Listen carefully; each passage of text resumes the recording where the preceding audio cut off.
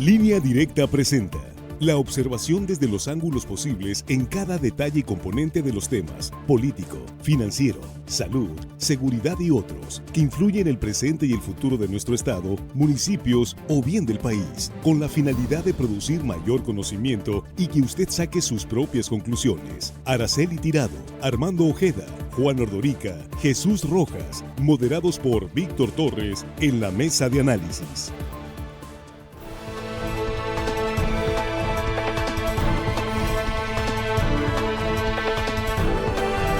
Estamos ya en la mesa de análisis de Línea Directa en este viernes 27 de junio, con un saludo a toda la audiencia y sobre todo a quienes están compartiendo esta transmisión en nuestras redes sociales, transmitiendo estos contenidos a sus contactos y conocidos. Muchas gracias por eso.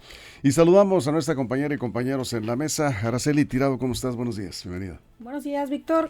Saludar a los compañeros de la mesa, al auditorio de Línea Directa y por supuesto pues, al equipo. Jesús Rojas, ¿cómo estás? Buenos días. ¿Qué tal, Víctor? Buenos días para los compañeros, buenos días para el auditorio, buenos días para la compañera. Saludamos también a Juan Ordorica. ¿Cómo estás, Juan? Buenos días. Buenos días, hello, estimada audiencia. Armando Ojeda, buenos días, bienvenido. Buenos días, Víctor, compañeros. Es un gusto saludarlos esta mañana.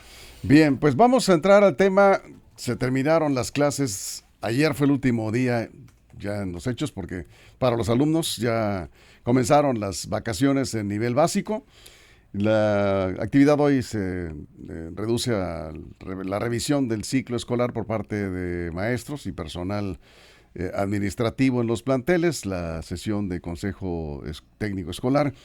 Y es momento, creo, de revisar cómo concluye este ciclo escolar en este entorno de inseguridad, particularmente es el caso del estado de Sinaloa. Abrimos la mesa con esto, Jesús. Pues mira, yo creo que lo primero que debíamos de hacer es felicitar al personal académico, a los profesores, a los alumnos, por supuesto, al personal administrativo y hasta a los de intendencia, porque fue un año escolar muy complicado. En el tema escolar, en materia de seguridad, fue complicado. Yo creo que lo primero que tendríamos que estar es contentos porque por fortuna en este año escolar no tuvimos afectaciones directas a escuelas. Parece que las escuelas siguieron siendo uno de los lugares más seguros para estar en este momento de casi 9 meses de guerra, 10 meses ya de guerra. Pero por el otro lado también seguimos viendo mucha precariedad en algunas escuelas, mucha desigualdad, por supuesto, entre los que pueden estudiar con aire acondicionado, los que no tienen la oportunidad de tenerlo, incluso los que siguen teniendo escuelas sin agua, que desafortunadamente en Sinaloa todavía hay, son las menos, pero pues, desafortunadamente en la mayoría de los municipios se siguen reportando condiciones de precariedad en las escuelas. Pese a ello, por los maestros al pie del cañón, los alumnos haciendo lo propio, y bueno, pues vamos a ver en los diferentes momentos de la historia de Sinaloa, cómo es que queda preparada esta generación que va entre una pandemia de salud, una pandemia por un coronavirus y esta pandemia de inseguridad que también nos ha pegado duro. Eso es, vamos contigo, Araceli, que por cierto, pues a ti te toca dar clases a nivel superior. ¿Cómo se vivió este ciclo escolar en este entorno de inseguridad que ya hemos comentado esos temas también? Bueno, pues en Sinaloa se concluye un ciclo escolar que ha estado marcado por una grave crisis de inseguridad. En Culiacán, en la zona centro del estado de Sinaloa, en la región del Ébora, en el sur, se perdieron muchos días de clases. No se conocen, la verdad, a la fecha, datos oficiales, reportes, investigaciones sobre los impactos que esta violencia ha tenido. Seguramente habrá un impacto en los aprendizajes de niñas, niños y adolescentes. ¿Qué tanto? Recordamos aquellas escenas a lo largo del ciclo escolar, incluso en fechas recientes, donde los alumnos, las alumnas se tiraban al suelo, al piso de sus aulas para resguardarse de las balaceras que se presentaron pues cerca de las escuelas.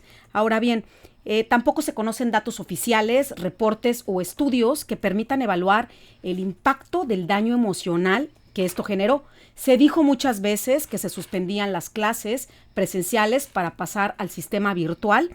Estas modalidades hay que recordar que surgieron en la pandemia del COVID, pero otra vez, pues no tenemos indicadores o parámetros que nos permitan conocer cómo ha funcionado, si se mermó la calidad de la enseñanza, de los aprendizajes. El gobierno federal, la SEP, siguió con su estrategia de la nueva escuela mexicana, Lo que eso signifique, para muchos especialistas dicen que es una política educativa, ideológica, doctrinaria, más que pedagógica, y tampoco podemos hacer un balance al respecto. Lo que sí es un hecho es que las maestras y los maestros sí conocen a detalle qué pasó con el aprendizaje de sus alumnos. Ayer terminó formalmente el ciclo escolar, pero en muchas escuelas todavía se trabajan con aquellos alumnos que han quedado rezagadas y rezagados. Dentro de las cosas rescatables, se pudiera decir nuevas, ubicamos el programa federal La Escuela es Nuestra, que ha permitido mejorar la infraestructura en muchos planteles, el inicio del programa de beca Rita Cetina para los alumnos de secundaria, y bueno, veremos qué pasa. Bien, vamos contigo, Juan. Sí, un ciclo escolar que termina muy complicado, se podría comparar casi con la pandemia, porque estuvo a medias, a veces suspendía, a veces no, sobre todo aquí en el centro del país, en el centro del estado, perdón, hay que decirlo, no en todos los municipios fue así, pero pues la mayor cantidad de alumnos están inscritos en estas zonas, en las zonas donde tuvimos problemas o tenemos problemas de violencia. Fue un ciclo donde creo yo que los muchachos una vez más no lo aprovecharon al 100%, tendríamos que esperar el año que viene para ver las evaluaciones.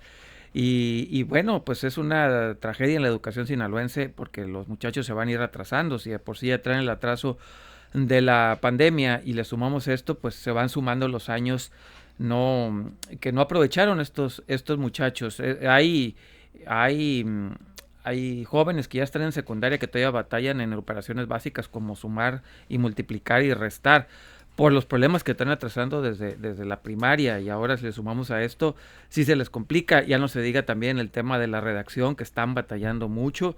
Yo lo veo, le pregunto a mi hijo, oye, ¿cómo vas en esto? Y veo lo que están haciendo, le pregunto ahí de sus compañeros, y sí traen serios problemas, que no ha podido el sistema educativo sinaloense federal por el tema de la pandemia, pero ahora en el sinaloense combatir estos atrasos. No han ideado la manera, no han dado con la tecla de cómo resolver este problema, y pues se termina el ciclo y se termina en medio todavía de balas. Todavía la semana pasada vimos imágenes de muchachos o niños de primarias pecho tierra porque cerca de sus primarias había balazos.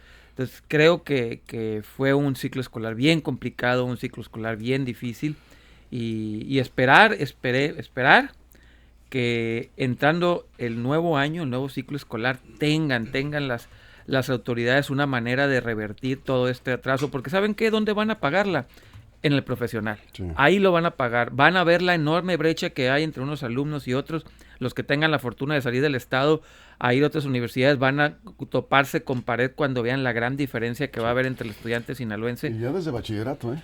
Sí. Los que salen de secundaria con ese rezago. Sí, pero digamos que en bachillerato convives con gente de tu mismo estado, pero cuando un sinaloense vaya a ir a Nuevo León, a Guadalajara, Ciudad de México, con estos retrasos, va a haber el choque que va a tener. Por eso es un reto bien grande que tiene la SEP local.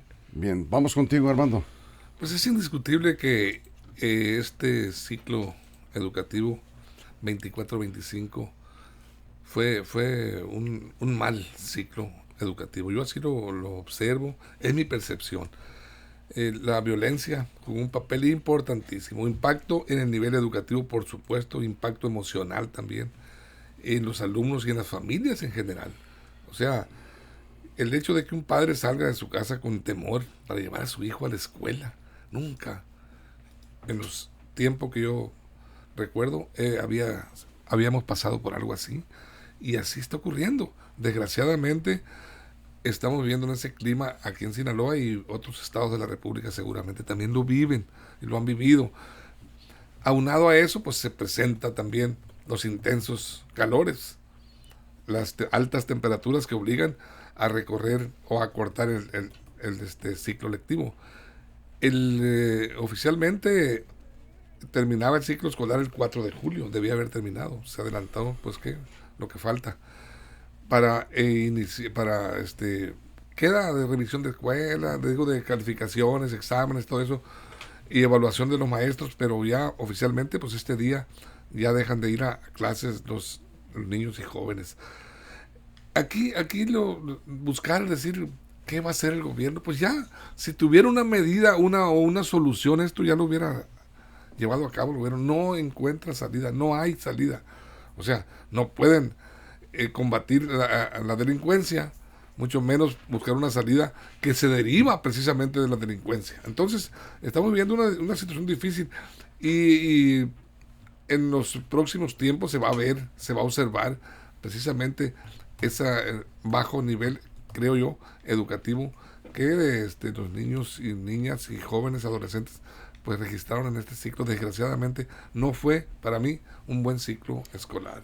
Bueno, pues aquí evidentemente, como ya lo decías, hay afectaciones por el tema de la inseguridad en el aprendizaje escolar, la problemática emocional que ha generado tantos incidentes violentos, algunos muy cerca de las escuelas. No se tuvo ningún ataque a escuelas, hay que decirlo, claro, pero sí muy cerca de las escuelas. El impacto de las balaceras, pues sí deja secuelas emocionales.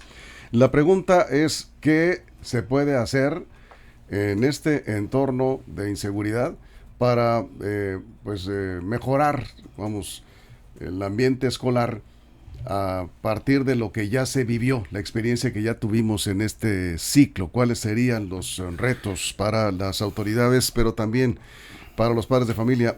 Anoche le comentaba a un papá que es maestro también de primaria y tiene la fortuna de darle clases a 2 de sus hijos que están en ese grupo de 6º año y que terminan, precisamente van a la secundaria. Y me decía, es que estas vacaciones, que son muy largas, son 2 meses, deberíamos de aprovechar, dice los papás, para pues buscar ¿cómo se llama? La nivelación escolar, buscar clases, ya sea pues particulares o armar grupos. Decía él que algunos papás que son maestros también se están ofreciendo como voluntarios para hacer una revisión en esos 2 meses, 1 o 2 semanas antes de regresar a clases, o los que van a secundaria, los alumnos puedan ir un poquito más pues actualizados. Y bueno, a esos esfuerzos, esas alternativas me refiero. ¿Qué se puede hacer? Ya no tanto solo dejar el tema a las autoridades, como dice Armando, pues se ve que está muy complicado, que desde la familia, ¿qué se puede hacer para ayudar a esos niños, a esos adolescentes? Mira, lo primero, yo creo que es importante la no generalización del fenómeno, porque no fue lo mismo lo que sucedió en Culiacán, donde se pudo haber interrumpido por ahí la clase, bueno, o formalmente la Secretaría de Educación Pública reconoció que en algunas escuelas del Dorado, me parece, y algunas más, incluso interrumpieron las clases. Y en lo particular, pues evidentemente se tendría que hacer algo, porque en esas 2, 3 semanas, no sé cuántas, que se suspendieron las clases, por los muchachos dejaron aprendizajes muy importantes. Pero en algunas otras escuelas del estado de Sinaloa, pues evidentemente las clases fueron de manera ordinaria, no pasó nada. Es más, tal vez ni siquiera una balacera hubo por cerca. Estamos hablando de los municipios de Sinaloa. Es decir, no se podría generalizar. Creo que esa es la gran tarea de la Secretaría de Educación Pública, para saber exactamente en dónde fue donde más clases se perdieron por cualquier motivo, si fue por un tema de seguridad, si fue por un tema de cierre, fue por un tema de apagones o no sé, y ahí específicamente aplicarse para que los muchachos terminen con el conocimiento básico obligatorio que da lo del ciclo escolar. Eso es uno. Sí, y lo otro, como bien comentan, los padres de familia sabemos bien cómo salen los muchachos, Sí. Si pones atención y ves el seguimiento de tu hijo, vas a saber en dónde traen las falencias, dónde andan medio mal, dónde andan muy bien y dónde hay que apretarle. Yo creo que en función de eso, también, como bien comenta este profesor, que es padre de familia, pues nosotros tendríamos que hacer lo propio, porque la educación pues es un conjunto de aprendizajes que se dan en la escuela, pero la casa no debe de quedar exenta. Pero si nosotros, como padres de familia, no los acompañamos en ese proceso, los dejamos como tal, y pues que ahí aprendan los muchachos lo que aprendan, y si no, pues ni modo, pues ahí la bronca les va a quedar a ellos, porque como bien comentan, al final de tiempo todo ese aprendizaje que va quedando vacío, a lo mejor si es secuencial, por ejemplo en matemáticas o en español o en alguna otra ciencia, pues va a ser muy difícil, ¿no? Es decir, si en matemáticas muy claro, si no aprendes fracciones, muy difícil vas a seguir con lo que sigue, y si no, o sea, es bien complicado, sí, son secuenciales, ¿no? Entonces hay que eliminar esos huecos de formación que quedan en los alumnos, pero para poderlo detectar, los padres de familia tienes que estar bien atentos. Y hay que estar en comunicación con los maestros también. Oye, ¿dónde anda mal mi Porque hijo? tu profesor, ¿no? El profesor de tu hijo te puede decir, claro, ¿no? Oye, tu hijo anda medio mal aquí en los quebrados, anda mal en las sumas, restas, división, multiplicación. Y en este entorno de inseguridad, pues es hoy más que nunca necesario que los padres de familia se involucren en el proceso educativo. Y bueno, tú como maestra lo sabes mejor que nadie. Araceli. Bueno, la verdad es que no podemos normalizar el tema de seguridad, el tema de esta crisis de inseguridad, y se requiere una estrategia integral. No podemos ladear el barco. Una es reconocer que estamos viviendo contextos muy graves de inseguridad donde se ha visto obstruido la parte de esparcimiento. Muchos de los cumpleaños de niñas y de niños tuvieron que ser en horas de la tarde y eso también genera un impacto. Luego, el estar escuchando también helicópteros, ambulancias, eso también tiene un estrés postraumático. Hay mucha ansiedad y hay mucha depresión. Y yo voy a insistir mucho que es muy diferente los contextos, sobre todo de las edades de las que se estén, del kinder, de la primaria, la secundaria, nivel superior, pero lo que sí es, en efecto, lo que se está presentando es el daño emocional. En este caso, según Mexicanos Primero, al menos 2.400 de las 5.746 escuelas públicas de educación básica en el estado cerraron temporalmente. Entonces, también se cerraron hubo un ausentismo, aunque estuvieron las escuelas abiertas, del 80%. Y voy a retomar mucho en una encuesta interna que me tocó realizar. Dice que las personas, en cuanto al impacto emocional, el impacto psicológico, si están buscando ayuda, dice la mayoría que no la busca por miedo. Entonces, aquí hay un área de oportunidad muy importante, porque si no se está pidiendo ayuda, hay que reforzar, y lo dijo el Fondo Monetario Internacional, una habilidad blanda muy importante es el tema de inteligencia emocional. Entonces, los programas educativos tienen que modernizarse y tienen que transformarse.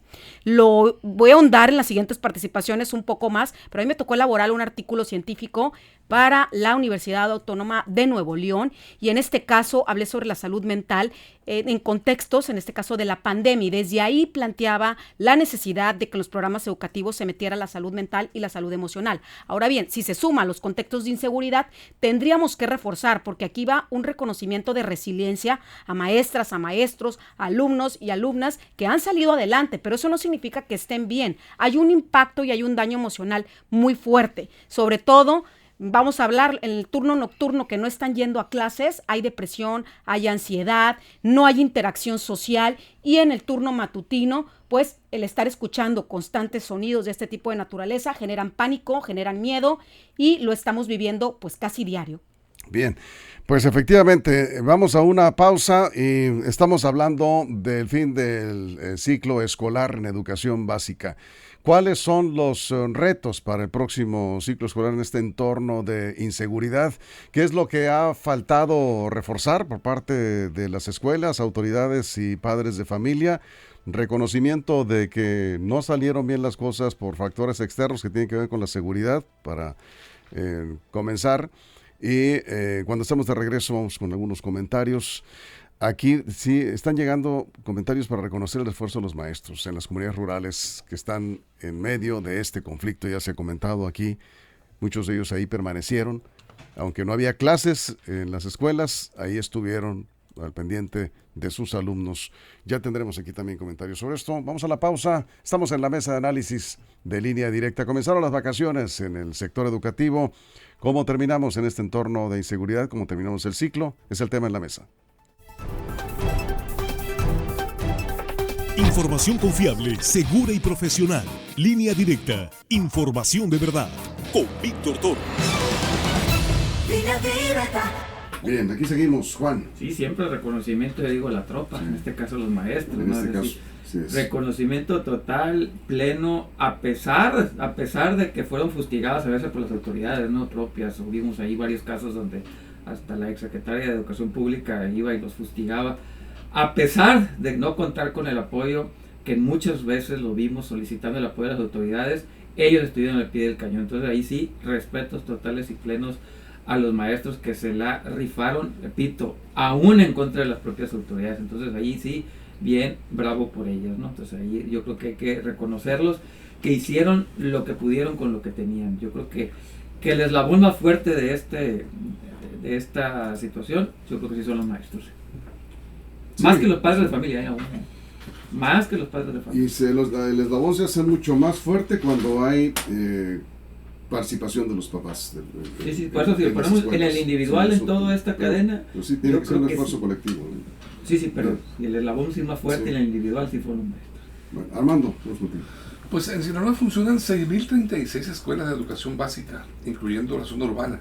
En la zona urbana la zona rural, son 1.554, incluyendo las telesecundarias.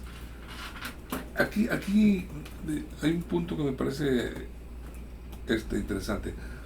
¿En dónde afectó más a los alumnos? ¿En estas zona rural o zona urbana la violencia? No sé yo, porque en algunos municipios incluso se suspendieron, hasta ni los maestros se podían presentar por temor. Hubo desplazamientos incluso de familias completas hacia otros lugares buscando su protección por la violencia.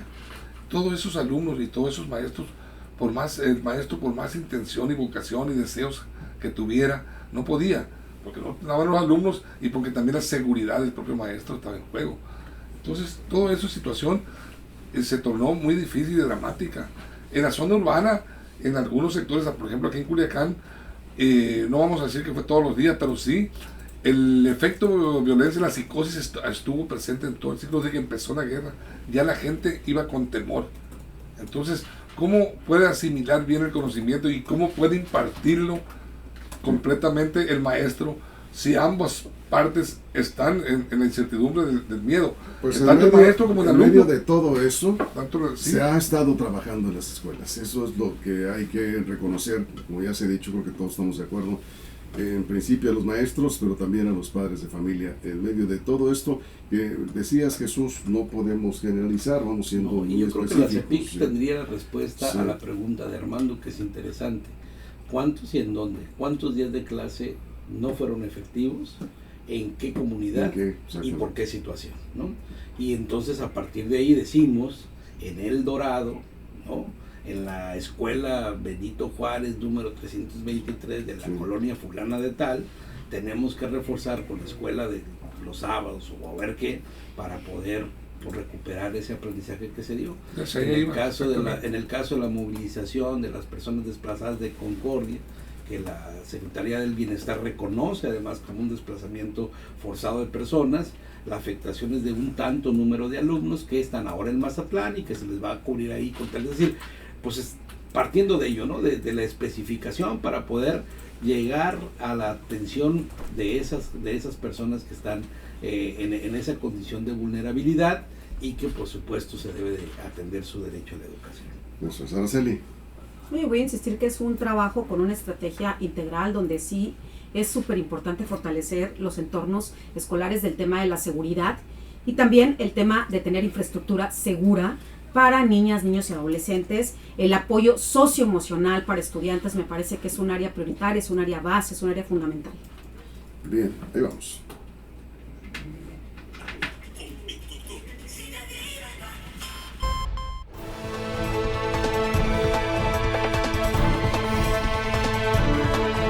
Estamos de regreso en la mesa de análisis. Estamos revisando el ciclo escolar que en los hechos terminó ayer con las últimas clases. Ya están de vacaciones las niñas y niños y adolescentes de nivel básico y tendrán 2 meses. Van a regresar el 1 de septiembre, 2 meses de descanso. Qué envidia, ¿no? 2 meses de vacaciones.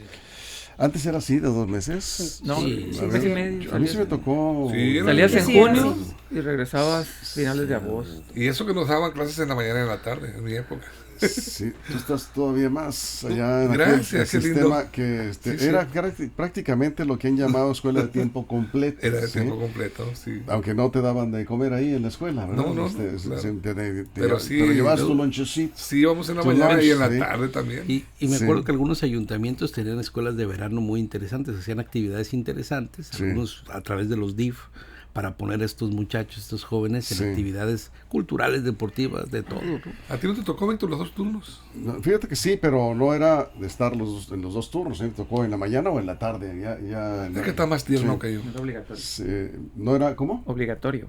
No era obligatorio en mis tiempos, ¿no? En la escuela primaria 21 de febrero de Juan José Ríos. Miguel Hidalgo de Un saludo. Capomos, te reviro. Miguel Hidalgo de Capomos. Angostura. Sí, ¿existe todavía la escuela?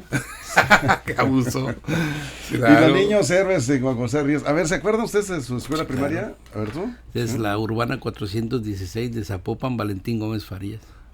Es Jalisquillo. En Jalisco, ¿verdad? Pero Estudiaste. el kinder en el Antonio Aguirre de Escuinapa, Sinaloa. Ah, te tocó kinder. Del otro lado del No, es que arroyo. estas son como las lo nuevas conocen. generaciones, hermano. Oye, Aquí nos estamos Ahí viendo. sí, el kinder de muy Escuinapa. No, está- veteranos. Yo sí me acuerdo porque es la misma escuela, primaria, secundaria y prepa, así que ¿Tú? sí, misma escuela. El ICO, saludos al ICO. Ay, Era de los rico, ricos. Mazatlán. Pues no, quiero decirte que el ICO tenía Pues tenía la fama de ¿Y eso ricos. qué? No, está bien. Pero no era de qué ricos, bueno. el- Pero que si fuera qué, ¿cuál es el problema? No digo que es problema, digo Pero si luego, deben de luego, querer escuela escuelitas donde de- van los ¿Y niños Araceli? bien. Bueno, sí, ¿En dónde? nos falta Araceli, ¿tu escuela primaria? Araceli? Del primario. Colegio Monferrán. Monferrat. No, pues, sí. ¿Y También tocas. kinder? ¿Fuiste a kinder? Sí, Federico Froboy. Ándale, ¿no? ¿Se acuerdan hasta del kinder Sí, ustedes? yo también. Y Liceo hasta- Mazatlán. Y hasta el nombre Sí. de la maestra.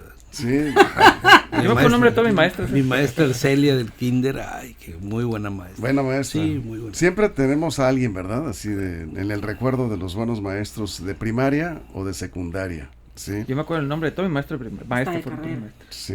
Pero Y bueno, de carrera. Bueno, pero pues ya no nos da tiempo. volviendo al tema. Volviendo al tema, Te hago es lo números. que ese pequeñito, digamos, espacio para reconocer nuevamente A los a maestros. todas y a todos los maestros, a todo el personal docente, porque hay también auxiliares y todo esto, en las escuelas que han hecho un gran esfuerzo por sacar adelante el ciclo escolar.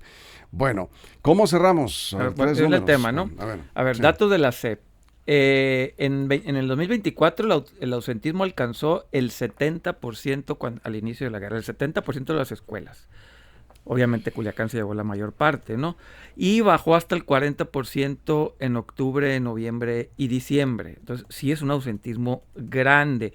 17 municipios se vieron afectados por el cierre de escuelas totales o parciales. Todo el estado, al final de cuentas, estuvo metido. Hay estados hay municipios como Culiacán que tuvo más escuelas, pero 17 municipios fueron tocados por el cierre de escuelas. Pues esto habla de que es un problema generalizado. Evidentemente, cada escuela tendrá que revisar cómo están sus alumnos. ¿Sabes qué es lo que no me gustó? Es que le busqué. No tenemos evidencia empírica de cómo están nuestros alumnos. Seguramente la SEP los tiene, pero nosotros no son públicos. ¿A qué me refiero? No sabemos los niveles de aprendizaje que trae esta generación. Lo busqué, lo rebusqué, busqué el Ceneval, busqué PISA, busqué por todos lados y los resultados que tenemos son de 3 o 4 años para atrás. A mí me gustaría, como ciudadano, pediría que las autoridades hagan en Sinaloa, que nos digan qué nivel traen en matemática, redacción, aprovechamiento, para conocer cuál es el tamaño del problema, porque yo creo que este problema no es justo que se esconda. Tenemos que saber dónde exactamente está. Bien. Para saber qué medidas podemos tomar. Armando, vamos contigo. Yo me hago preguntas muchas veces y me planteo modelos de investigación. Me planteé uno y no pude encontrar respuestas, la busqué mucho. Un modelo de medición del aprendizaje. Yo me pregunté, tomando en cuenta un estándar de 100 alumnos de educación básica, de 100 alumnos, y tomando en cuenta como referencia el 10 como máximo de calificación, ¿cuántos alumnos de 100, de un grupo de 100, por decir así, tomados al azar? ¿De qué nivel? De Primaria, primaria y ¿qué? secundaria. Ajá. ¿Cuántos alumnos de 100 alcanzan el 10 de calificación general, el promedio? ¿Y cuántos superan el 8?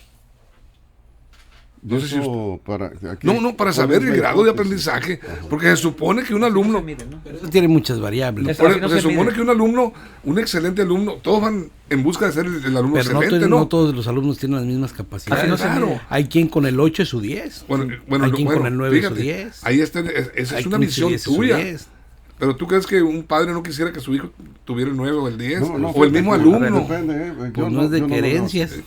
Rápido, se llaman exámenes estandarizados. Eso es lo que, Sí. lo que acabo de decir. No No, te entendí, tenemos entonces. no tenemos esa información, no tenemos el resultado de exámenes estandarizados de Sí, estos ahora, Por últimos eso, 2 años. mira, entonces existió, Más no allá de 8, existía. 9 y No, 10. yo Deja lo que busqué, no termine, lo encontraba. Nos dará respuesta a lo que estás comentando, porque Sí. no es posible medir el aprendizaje de esa manera, Armando. Mira, A ver, Jesús, vamos sí, contigo. claro, o sea, si tú eres un padre de familia que cree que lo mejor que le puede pasar a su hijo es tener puros 10, No, pues. creo que andamos ahí medio fallos porque la calificación numérica como tal no tiene nada que ver con los aprendizajes y los desarrollos de muchas actividades, ¿no? Sushi a tu hijo si te llega con puros Sí, claro, 10. sí, pero a ver, Bueno. pero hay que entender también que la medición numérica, así estandarizada como tal, no refleja el aprendizaje de un alumno. Hay alumnos que tienen menor promedio y mayores aprendizajes.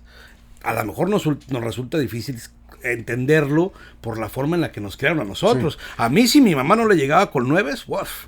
A mi hermano se la dejaron más bajito el zarzo, pero a mí si no llegaba con 9 me iba mal.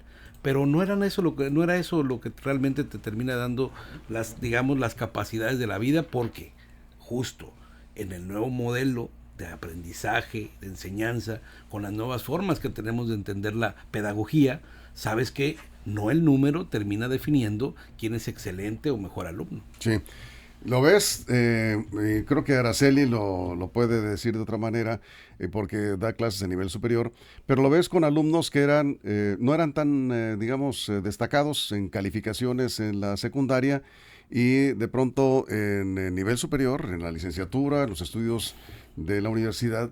Porque siguió su vocación seguramente, Víctor. No, imagínate pues un campeón de matemáticas, medir. un campeón nacional de matemáticas con un 8 en español. ¿Lo regañas? No, por favor. O sea, es que ya depende cómo quieras medir, ¿no? Pero vamos a ver. Vamos contigo, Araceli.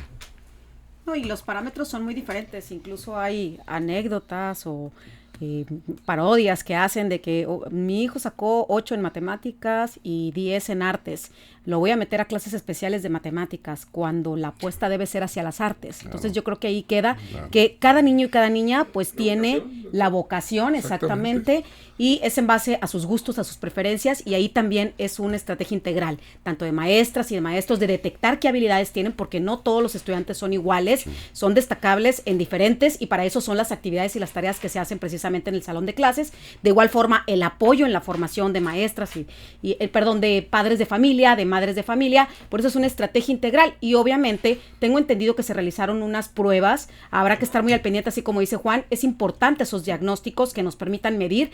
Hay alumnas que salieron muy bien, hay otros en los cuales se quedaron otras semanas para reforzar, para que puedan prepararse, para que puedan nivelarse y cursar el siguiente año. Y voy a hacer mucho hincapié en este artículo en el que escribí sobre la salud mental y emocional como base fundamental de la educación, y ahí hablaba del tema educativo a raíz de la pandemia del COVID, la necesidad de fortalecer los sistemas educativos mediante incorporación de estrategias que tengan el tema de salud mental, salud emocional, normalizar el pedir ayuda, el buscar especialistas como parte del reconocimiento a un derecho humano, que es el tema de la salud. Una de las materias a incorporar para que puedan normalizarse niñas y niños, que hay esos espacios seguros donde puedan hablar de cómo se están sintiendo, de cuáles son sus miedos, que no tapen esas emociones, porque esas emociones tarde que temprano hacen ebullición y pueden pues ver en consecuencias en salud física o también en las formas de comportarse. Por eso hay que estar muy al pendiente, tanto en la parte docente, que en muchas de las ocasiones antepusieron su propia seguridad para poder visibilizar la importancia de la seguridad. Hay algunos videos que vimos también en este ciclo escolar donde un maestro, cuando los alumnos y las alumnas, los estudiantes estaban tirados en plena balacera, él empezó a cantar. Y cómo esa simple acción de empezar a cantar volvió a esos niños y esas niñas al momento presente, les evitó que la ansiedad avanzara, el pánico, y me parece que tenemos que fortalecer mucho la parte pedagógica de cómo atender esta parte de los protocolos de seguridad para maestras y maestros, porque ellos están haciendo lo mejor con lo que tuvieron, con lo que aprendieron, pero no porque haya una estrategia integral por parte de la Secretaría de Educación. Cerramos, Juan. Sí, bueno, repito, yo me gustaría ver los resultados de exámenes estandarizados, darle contexto. A ver, 7, 8, 9, 10 no importa, eso es individuo, eso es anécdota. Lo que importa es saber cómo anda el nivel matemático y de escritura de la generación completa. Esos son los exámenes estandarizados. La calificación es lo de menos. Esos ya se aplicaron, no se han hecho público. Me gustaría mucho saberlo. Más allá de cuántos tienen 8, 9, 10, es intrascendente. Es qué cantidad de niños y jóvenes saben sumar, multiplicar y restar y hasta qué nivel. Qué cantidad de niños saben redactar y hasta qué nivel. Eso es lo que tenemos que saber en Sinaloa. Ese diagnóstico es el que creo que la SEP ya lo tiene. Yo pido como ciudadano que lo hagan público. Me gustaría saber mucho el niño promedio de secundaria, o la niña o niño promedio de secundaria, qué nivel de matemáticas tiene. Me encantaría saber el niño promedio de secundaria y primaria, qué nivel de escritura y redacción tiene, para saber qué tan lejos o igual estamos del resto del país. Yo creo que desde ahí tenemos que empezar. Este ciclo escolar evidentemente fue malo, pero qué tan atrás nos dejó. Si no lo hacemos público, barrerlo debajo de la alfombra no nos va a ayudar. Tenemos que pedirlo como sociedad, que la autoridad nos diga, ¿saben qué? En Sinaloa nuestros niños tienen este nivel. Bien. Vamos, Armando, contigo cerramos. El nivel de aprendizaje se mide a través de las calificaciones que los niños obtienen al final de cuentas. No me ande con polvo, tamos neolotes, con tantas explicaciones. El nivel de aprendizaje que una escuela presenta es en base a las capacidades que observa el maestro y las calificaciones que le ponen en las diferentes materias. Y se estandariza. Por supuesto, podría ser un balance de calificaciones de todas las materias. Pero en el balance general, si un alumno... Ahí están, las mismas escuelas reconocen. Y en las primarias, no sé si todavía, al niño de 10, el que llevaba la bandera. En las escoltas se le ponderaba ese derecho, se le daba esa satisfacción a los padres y a los alumnos. La bandera, llevarla. Les dan reconocimientos al mejor alumno. Yo he visto padres que están con ellos fotografiándose y con el reconocimiento del maestro, mostrándolo, porque el niño sacó excelencia con 10. Entonces, sí, pues, yo sé que tienes tu versión y tu punto de vista, yo estoy dando el mío. Bueno, con eso nos vamos, Okay. Hay profes que te la ponen más fácil para sacar un 10 que otro, y en cada escuela es que eso es... Se llama examen estandarizado. Se llama examen estandarizado. Sí, así lo dije claramente, estandarizado. Bueno, así queda. Atendiendo nos vamos. Gracias, Armando. A ti. Juan. Gracias, Jesús. Gracias, Araceli. Gracias al equipo, a la producción. Muchísimas gracias, pero sobre todo, el tema es, por supuesto, lo vamos a seguir retomando. Es muy interesante y habrá que esperar resultados de esos exámenes estandarizados para saber cómo andamos en educación básica. Seguramente la CEPIC dará a conocer eso en su momento, ¿sí? Bien, pues nos vamos. Gracias. Nos esperamos en punto de la 1:00 p.m. con más noticias en línea directa. Información de verdad. Línea Directa presentó la mesa de análisis. Información de verdad que suma valor. Conéctate en el sistema informativo más fuerte del noroeste de México. Esto fue Línea Directa. Información de verdad con Víctor Torres. Información confiable con fuentes verificadas y seguras. Línea Directa. Información de verdad con Víctor Torres. Esta es una producción de RSN, el grupo de comunicación más fuerte de Sinaloa. Línea Directa.